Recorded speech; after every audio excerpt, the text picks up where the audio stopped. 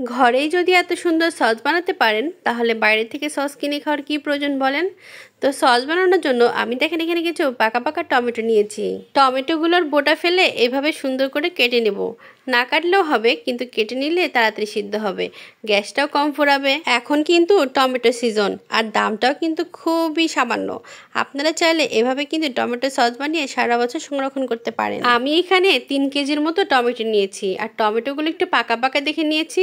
আমারটা দেশি টমেটো, আপনারা দেশি বিদেশি যেটা পাবেন সেটাই নেবেন, সমস্যা নাই। টমেটোর মধ্যে অনেক পানি থাকে, আমি তবুও এটা সিদ্ধ হওয়ার জন্য হাফ কাপের মতো পানি দিয়েছি, যাতে তলাতে লেগে না যায় আর সুন্দর মতো সিদ্ধ হয়। টমেটোগুলো সিদ্ধ কিন্তু কমপ্লিট হয়ে গেছে। এখন এটাকে ব্লেন্ডও করে নিয়েছি, দেখেন কতটা সুন্দর মিহি ব্লেন্ড হয়েছে। এখন এটাকে একটা চালনি দিয়ে সুন্দর করে চেলে নেব। চেলে নিলে সসটা অনেক সুন্দর হয়, আর খেতেও কিন্তু অনেক মজা লাগে। এখানে আমি কর্নফ্লাওয়ার নিয়ে নিয়েছি 1.5 টেবিল চামচের মতো কর্নফ্লাওয়ার, 1.5 টেবিল চামচের মতো পানি নিয়েছি। সুন্দর করে এটাকে মিক্স করে এক সাইডে রেখে দেবো। এটাকে সসের মধ্যে দিতে হবে, তাহলে সসটা অনেক দিন লাস্টিং করবে, অনেক ভালো থাকবে। সসের মধ্যে যে পানিটা ওঠে সেটা উঠবে না। এখানে রেডি হয়ে গেছে টমেটো পিউরি। সুন্দর করে চেলে নেওয়ার পরে আপনারা চাইলে এভাবে ফ্রিজে অনেকদিন সংরক্ষণ করতে পারবেন। তো সম্পূর্ণটা আমি একটা কড়াইয়ের মধ্যে ঢেলে দিলাম। এখন এটাকে সুন্দর করে নাড়াচাড়া করতে হবে, আর অবশ্যই গ্যাসের ফ্লেমটা মিডিয়াম টু লো হিটে রাখবেন, মানে মিডিয়ামের থেকে একটু কম। তো এখানে আমি হাফ কাপের মতো চিনি দিয়েছি, আর স্বাদ মতো লবণ দিয়ে দিলাম। 3 কেজি টমেটোর জন্য হাফ কাপ চিনি কিন্তু যথেষ্ট, কারণ টমেটো সসটা কিন্তু একটু টেঙ্গি টেঙ্গি ভালো লাগে, টক মিষ্টি ঝাল ঝাল। আর এখানে আমি 1 টেবিল চামচের মতো মরিচের গুঁড়া দিয়ে দিলাম। মরিচের গুঁড়াটা দেওয়ার জন্য টমেটো সসটা আরও বেশি ভালো হবে। আসলে আমি এটা টমেটো সস না, টমেটো কেচাপ বানাচ্ছি, কারণ টমেটো সস হলে তো এটার মধ্যে আরও অনেক কিছু দিতে হতো।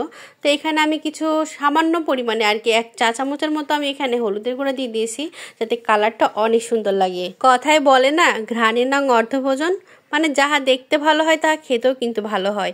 আমার সসটা কিন্তু অনেকটাই ঘন হয়ে এসেছে। সত্যি বলতে টমেটো সসটা কিন্তু অনেক মজা হয়েছিল। আমি কিন্তু প্রত্যেক বছরই বাসায় এভাবে টমেটো সস বানিয়ে রাখি। নর্মালে প্রায় 3-4 মাস ভালো থাকে, আর ডিপে রাখলে সারা বছরই রাখতে পারবেন।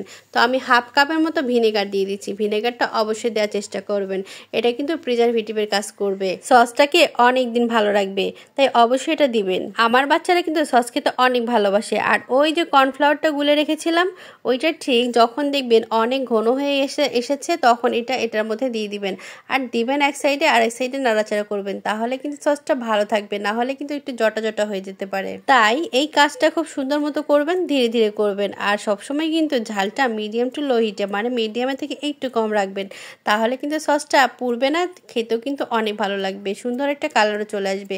তো সসটা কিন্তু আমার ফাইনালি হয়ে গেছে, দেখেন কতটা সুন্দর ইয়ামি কালার হয়েছে, আসলে কিন্তু অনেক মজা হয়েছিল। আর এই সসটা কিন্তু অবশ্যই শুকনো কোনো জারে সংরক্ষণ করতে হবে, পানি রাখা যাবে না। আর আমার সসের থিকনেসটা ঠিক এরকম ছিল, এটা ঠান্ডা হলে কিন্তু আর একটু জমে যাবে।